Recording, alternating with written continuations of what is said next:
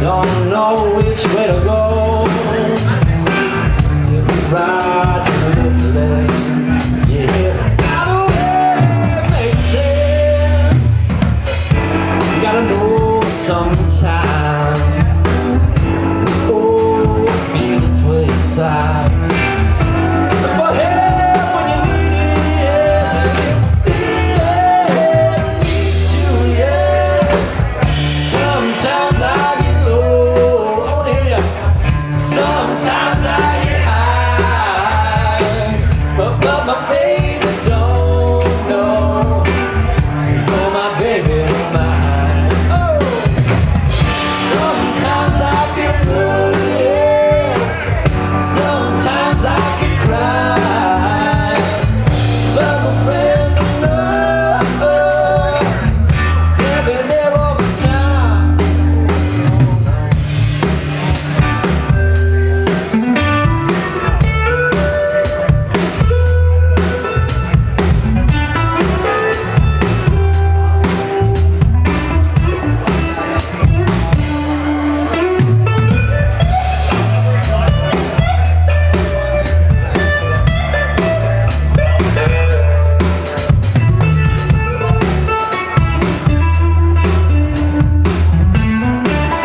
Alright, what's going on, Aces Axis fans? It is July 12th and we are here at Funkin' Waffles with Neil Minet and the Neil Minet Band.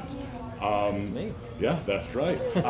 We are here to talk some guitar gear and nerd out a little bit, so I hope you guys are ready to enjoy that.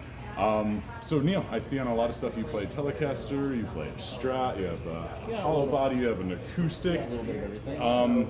Telecaster, I see you probably played the most of the time, it looks like. Yeah, I find it to be a pretty good, just like, it's a win. Leo got it right the first time. It's so funny how, 50 plus years and it's still the quintessential workhorse for so many styles of music and so many people.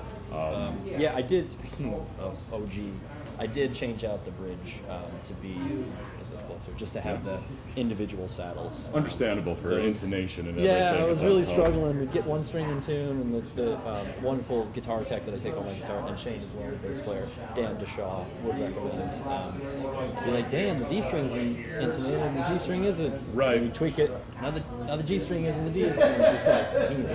And they look like they're brass saddles, if I'm not mistaken. Now you're pushing it. I think you're right. Yeah, awesome. I enjoy brass. I enjoy the little extra heaviness and everything like that, and it doesn't wear it down. Yeah. So, did you start on a Telecaster, and that's why you lean towards it, or No, not I hated necessarily? Telecaster. Oh, okay, I cool. hated the look. I was like, this is the best you could come up with. Like, especially with this, I love Strats. That's where I started Yeah. personally, so that's where I lean towards. And I actually went into a guitar shop to buy that when I was junior. And I just, after I picked it out, I just sat down at the used rack and was like, oh, I'll give it a try. I've never liked Tellys, but like, I'll give them a try. Right, and I right. sat down and I remember feeling like, oh, like I was gonna buy Like you that. got it. It came to you. Well, more like, oh, I have to buy it. Like I can't leave without it, or I'll be really sad. So I ended up having to buy it and the Telly together. Oh, and More they than I match, wanted. and they match They do. too, It's just more than I so- wanted to spend, but I'm so glad I did. I just sat, as soon as I sat down, I was like, yeah, I need this.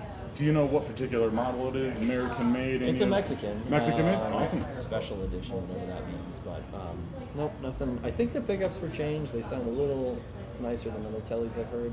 But I bought it used, so I couldn't take it. Yeah, understandable. It's in very good shape though. It looks like Yeah. you take care of your gear and everything like that. Try not to, Keith Townsend it. Understandable, yes, yes.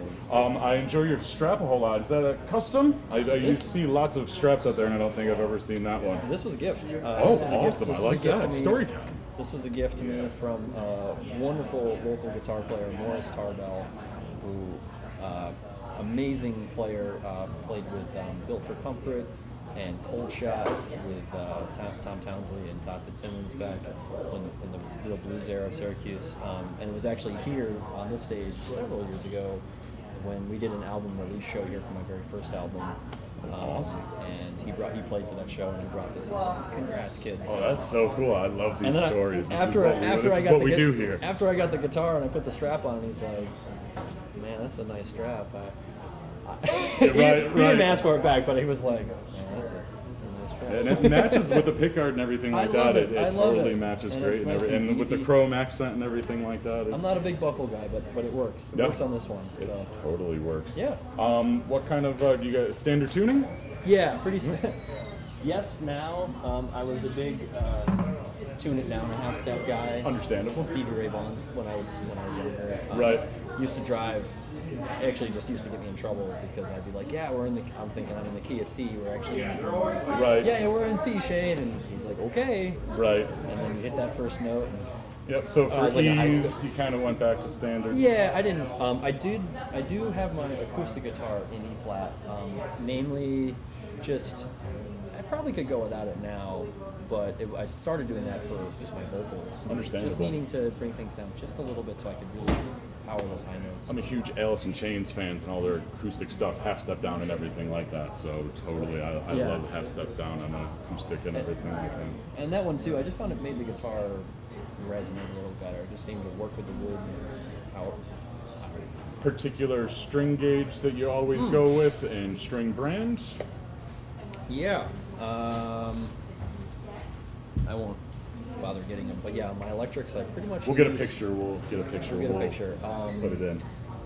On all electrics, I use 11s and Diodario chromes. Awesome. Yes, Awesome. on all my electric guitars. And then on my acoustic guitars, I use Diodario phosphor bronze 12s. Very cool. Yeah, Diodario makes awesome stuff. Yeah. The New York XL is my stuff. What, Yeah. 11s and standard tuning. I was going to say, you said Stevie Ray Vaughan, so you're not pushing the 13s luckily and everything No, like that. no. But 11s is still pretty don't- heavy duty for standard tuning. Yeah, I don't like rubber bands on my fingers. Yeah, understandable. I had some people ask me, like, man, how do you just can't go and get the tone where I want it? I'm like, it's a beefier string. Right. It's not a pickup. It's not the string You do has some to resonate. and you do some amazing bending. So with a thicker string, you can. Well, I personally think it's No, great. thanks, man. I appreciate it. So that way you can really control it with that heavier. You're not Yes. sitting there with thinner strings, and all of a sudden you're like, oh, that was a step and a half. I Well, don't need that's to the bend that problem. much. You just go into Never Neverland when it's too late. So yeah, I wanted to mention I played around a bunch with, and I landed on the chromes in particular when I was younger. Just when I was younger, at a bunch of puberty hormones. I would play my guitar, I wouldn't clean it as a teenager. Understandable. And I'd come back and everything was corroded. Yes. And I found chrome or whatever I had coming out of my sweat getting corroded. Oh, nice. Kind of stuck me with. That's awesome. Yeah. Those are the stories we like to hear because there's a lot of people out there that Yeah. strings don't work for them. So give chromes a try if you are sweaty and everything like that. You're So. a teenager. Awesome. Now you said you use your Strat only for one song in particular, or is it kind of one of those things where you're like, if you're just feeling it that night, you might throw it in more? Probably only one. On Oh, this okay, set. cool. We'll see. If you want a story, this is a great story. I Yeah. love music stories. So this is one of my nicest guitars. This is an American Strat. This entire guitar was a gift. Ooh, love that. Yeah, and it was a gift from my family, great uncle, who, yeah, so he's great. still alive, still kicking, but he's an amazing person himself. He lives down in New York City, and in his heyday used to be a driver for a lot of famous people down in New York, Jackie Kennedy, Robert De Niro, and so he's just been around. I was going to say storyteller, I'm sure that. I'm Yeah. sure he's got a few. He loved Jackie Kennedy. She's famous. But his son, who I never got to meet, and I never met him. I didn't meet anybody. This is my grandma's brother. I never met him. I heard a lot about him, but we're not big on family reunions and stuff like that. So I wanted to meet him. I wanted to go see who this guy is. Right. And he knew that I was a guitar player. And so we finally made a plan. I called him and we drove down to Long Island to meet him. And so it turns out his son used to play guitar. He unfortunately passed away at like 40 years old or something. I never met him. Right. But he knew that I played. His son obviously played. And the first time I go to meet him, I go to Right. pull up in the parking lot of the diner, sitting there in a Cadillac, Yeah. I was driving. And he's, hey, Uncle Sonny, how you doing? You know, and he says, hey, like right away, like first thing, hey, kid, I got something for you. just pops up in the truck in a parking lot, and he's like, Total movie mode. "Oh yeah, I wish this was 100%, filmed. I love 100%. this. And he's like, "This used to be Jerry's, and I want you to have it." Yeah, and not just the guitar, but he gave me some of it, must be some of his ashes are in the guitar. Oh. So yeah, it's family. You know? I don't. I share that a whole lot. No, that's awesome. I love the fact that it's being played. I like Joe Bonamassa a lot. He talks about when he gets super expensive guitars from family, he's like, this is going to be used. This isn't something that's just going to be sitting around and everything like that. Because it's like, they are art, but we're supposed to be using it and everything like that. So that's amazing. I'm not going to tear up on camera, but that's awesome. That's very cool, man. Yeah, and what's really cool too on that note is like, it would be one thing if it was like a gift, or it was like kind of a so-so guitar. It's one of my nicest guitars. Right, it's amazing. When I do a lot of session work, we're sitting down for a while. We went through all my guitars, found the right sound, and she's like, that one. It's amazing how I want this one. Yeah, I've got 20 electrics, and it's one of those things where you do. Everyone says they all sound the same, and you plug all of them in, and you're like, I don't know what you're hearing, but they all sound completely different.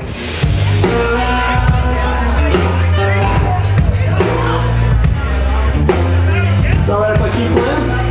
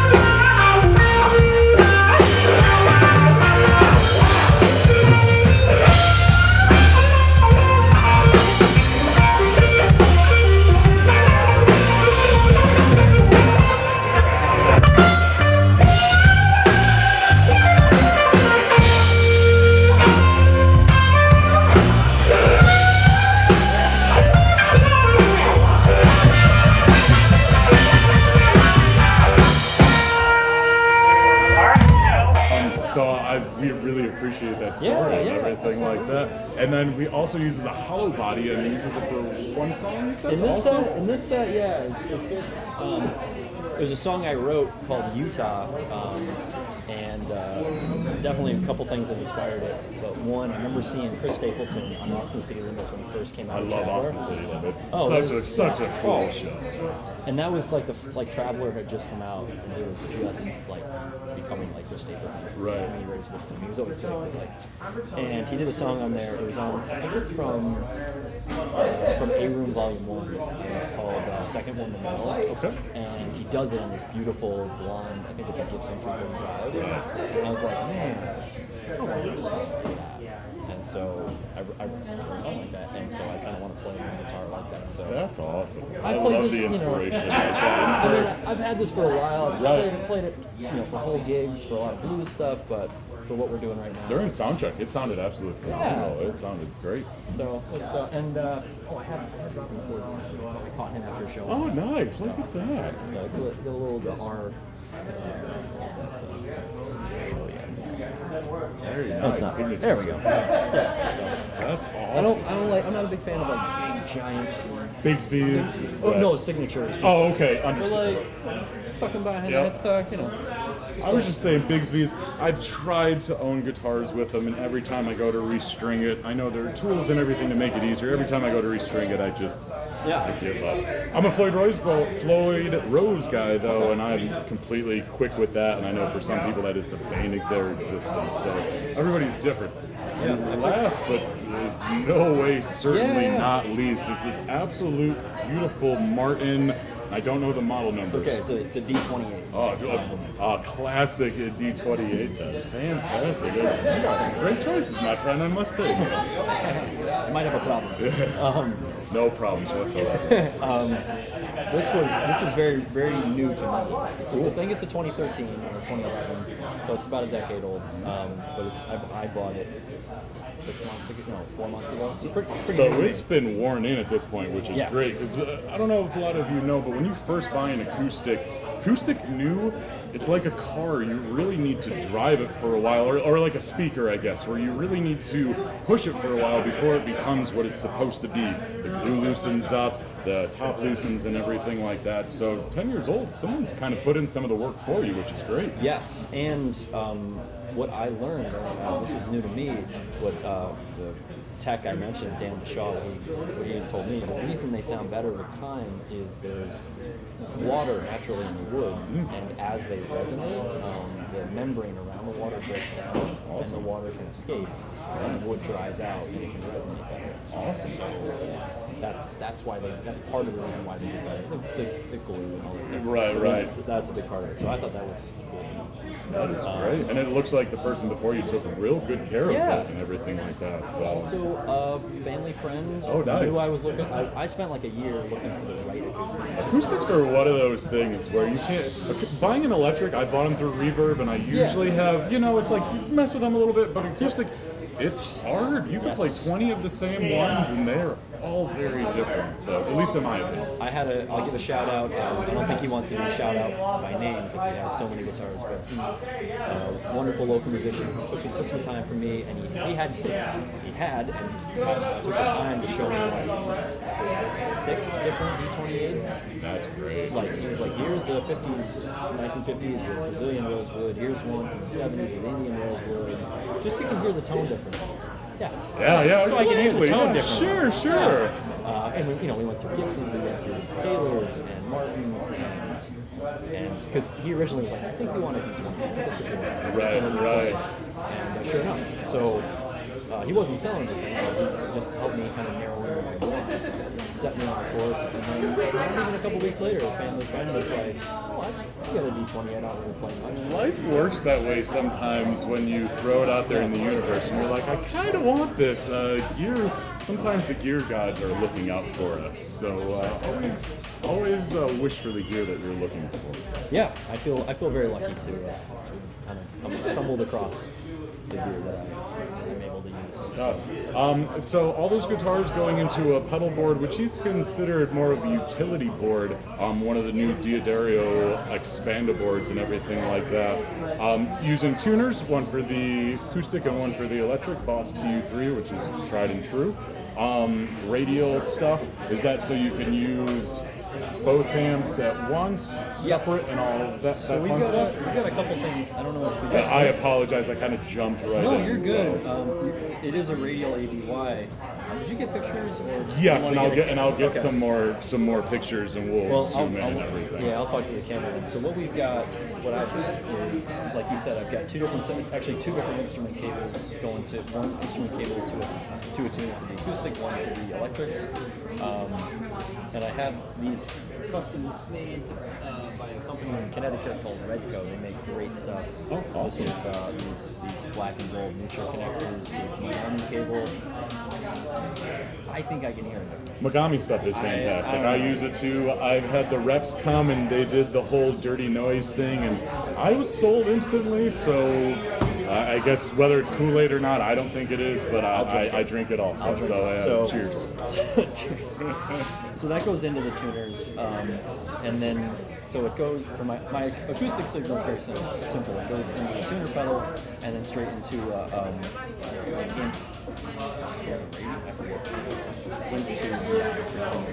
Awesome.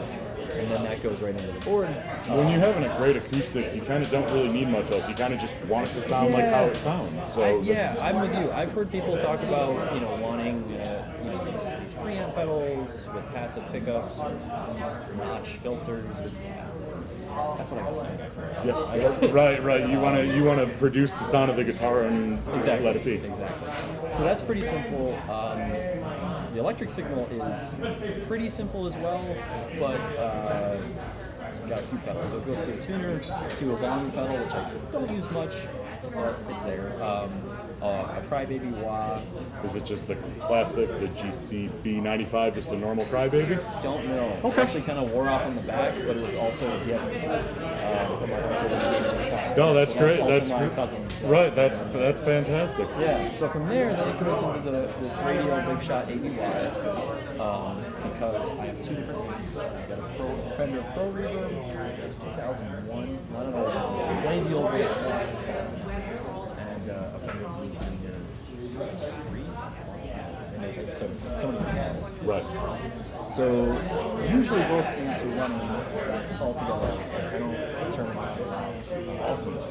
This is a mono-grade PA system. Right. If I had a stereo rig, I'd probably ask this Brett mixing board to probably handle something. Understandable.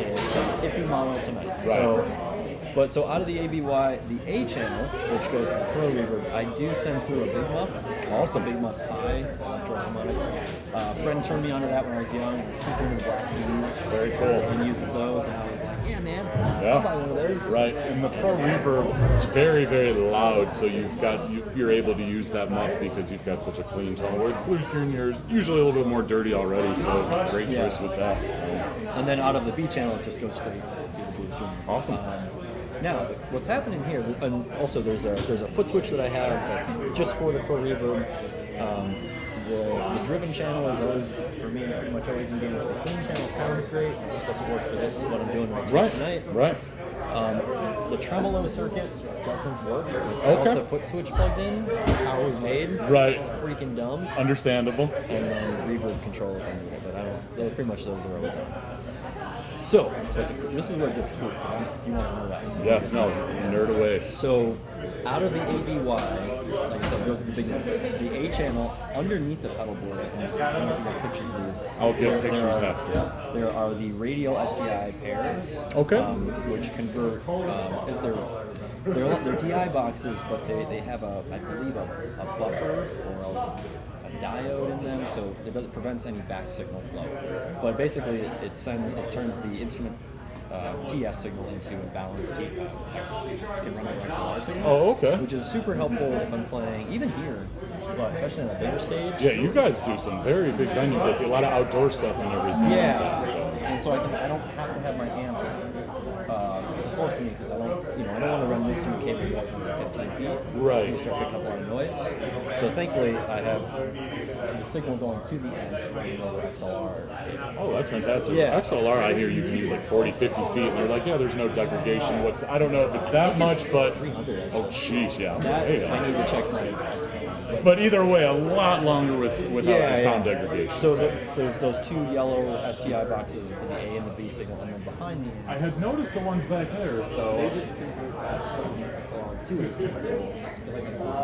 that's fantastic. Those are great. Radial makes awesome stuff. Fantastic company. If you don't know much about them, please check them out. They're very great. Yeah, good stuff. And then, so that gets the signal, and also, well, I'll tell you about the signal chain, and then I'll tell you what I'm using for cables. And then out of the tuner output of the ABY is just all you're capturing is the wah signal. Okay.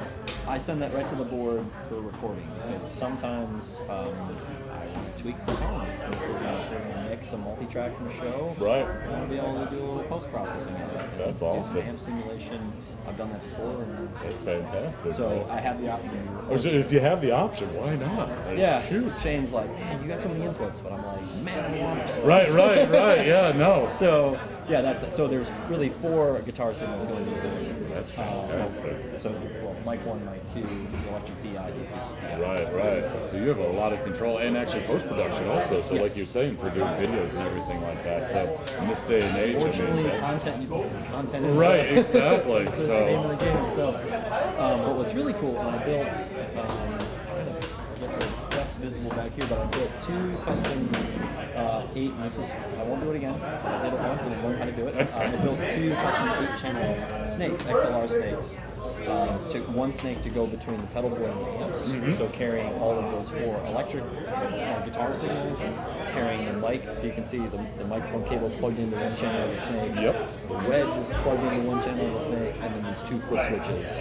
They are TRS cables, the Pro Reverb foot switch, and then I have a motion sound Leslie I was cabinet. wondering if that was something Leslie or It what is. exactly it was. I don't have it. I I don't have it with me sound of the tonight, but Leslie. that's understandable. That's the foot switch for the Leslie. So all 8 of those signals dump back behind the amp, and then from the amp I have the vocal, the wedge, the TZI, just joined together, so just bring them together. Right.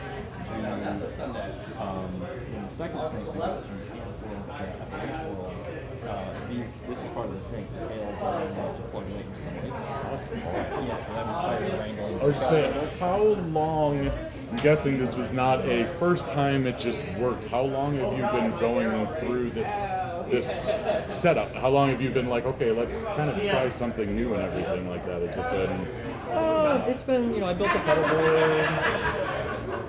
I don't know, it's been a couple of years. Couple of years, So, awesome. Yeah, tweaking, refining, figuring out what I can buy for a snake, how to make a snake. Right. You did all the soldering and everything yourself, yes. I'll do it again. I should be writing something. I soldered a guitar first time and it worked and I was so happy, and then I was like, I never really want to do it again, but I was so happy that I did it the one time. So Yeah. SM57s, it looks like, they work for everyone. It's a statement.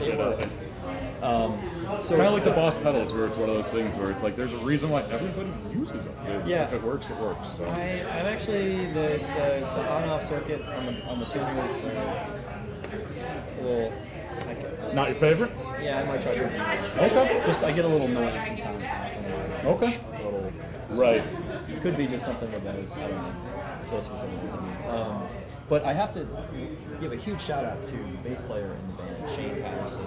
He's an incredible mixing engineer, incredible live tech engineer, and incredible bass player, producer and whatnot. And definitely has been a resource for me for most of my life. And it's kind of everything after putting the sound in the console. Right. That's all him. So What is the name of the program that you guys use for the digital mixing? So it's right down there. We're gonna get some pictures of this stuff after we'll edit it in. So. I'll turn off the camera. It's a Soundcraft UI24 mixing console. Okay. Which just comes with a web browser interface. Oh, awesome. So, and the nice thing about it has 20 XLR inputs and it has 10 aux mixes, plus mixes with 8 hardwired mixes. So we've got 4 in-ear mixes. I was gonna say, once you've gone in here, have you been like, especially with a big stage, because like sometimes a big stage you can't hear anything. It's not my fave. Like if I had a gigantic budget and I could bring around my specific wedge models and I could have a house crew always running. Right. But with smaller venues, even the hard hitting drums, and just having the consistency in my mix. Consistency, I think, is what it's all about. Because, like you said, you want to write songs, you want to perform music. You don't really want to be thinking about the 20 things going into it as much as you can. So. And so what we do is we generally use the mixing console from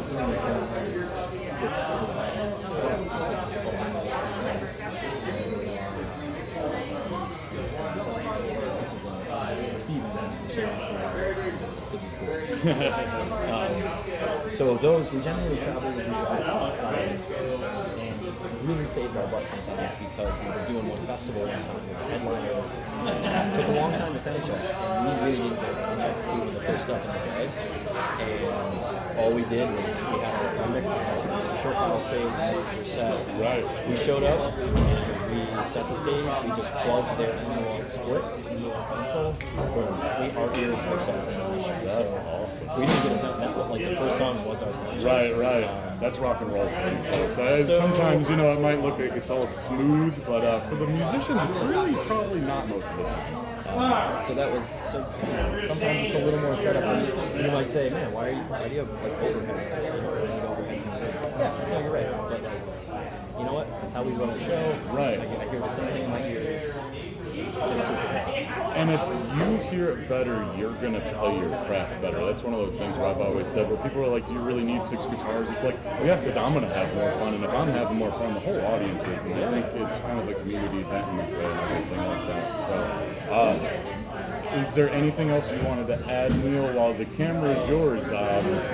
Shows coming up, any new projects coming up, see new music, anything like that? Well, actually, we'll be announcing tonight from the stage our next show here at Waffles on September 6th. So if you aren't able to catch the show tonight, if you're not here already, come out and see us then. I don't know. I mean, check out the music. I mean, that's really the most important thing. Yeah, definitely. There's a bunch of stuff on my YouTube. website, Minet.com. So everything's from there. Awesome. Well, Neil, thank you so much. I appreciate you taking the time. Aces Access fans, hope you guys enjoyed the interview. We're going to get a bunch of these pictures. We'll film some live stuff, get some shots. But Neil, thank you so much, and have a great show. Funkin' Waffles, thank you guys so much again. I forgot to say thank you at the beginning of it. Hopefully once a week we'll be here putting out new content and making this music community even bigger. So have a great show tonight. No problem. Thanks, guys. Rock on. Hey there, Aces Axis fans. So I will give you a quick rundown of what Shane Patterson and Stephen Phillips, the rhythm section of this band, are used that night to create the wonderful sound we heard. Shane Patterson is using a Schecter Omen Extreme 5 Vintage Sunburst with a flame maple top on it. He's been using it for around 5 years or so and has been the only 5-string bass he needs. It's allowed him to go direct in with all the onboard EQing that he can do with the active pickups. Behind the drums, we have Mr. Stephen Phillips, who is premiering an awesome Slingerland kit that he had just picked up online. He, oddly enough, has a matching Gretsch tom, which matched so much that I thought the whole kit was Gretsch when I first saw it, since that was the emblem I looked at first. He is using his tried and true Orange County 25-ply maple snare that he uses for every gig and has for quite some time, and it's in a dope finish that matches with the rest of the kit very nicely.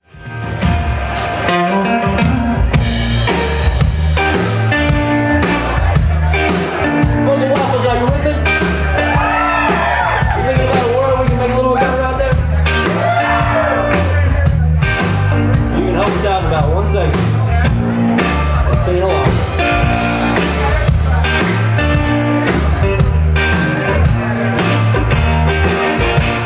Now if we were a world thinking past tomorrow, and if we were a world caring for another sorrow, all the people, they might begin to smile. Yes, all the people, for a while, they might sing na na na na na na na na na na na na. All right, take it down, take it down. You guys are singing crowd?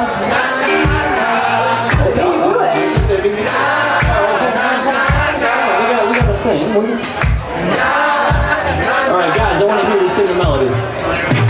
Na, na, na, na, just the guys, yeah. Na, na, na, na, guys sing louder now. Na, na, na, na, one more time, yeah. Na, na, na, na. Alright. Now, ladies, you guys tend to be a little bit better than guys. So Jesse's gonna teach you the harmony part. How do you do it?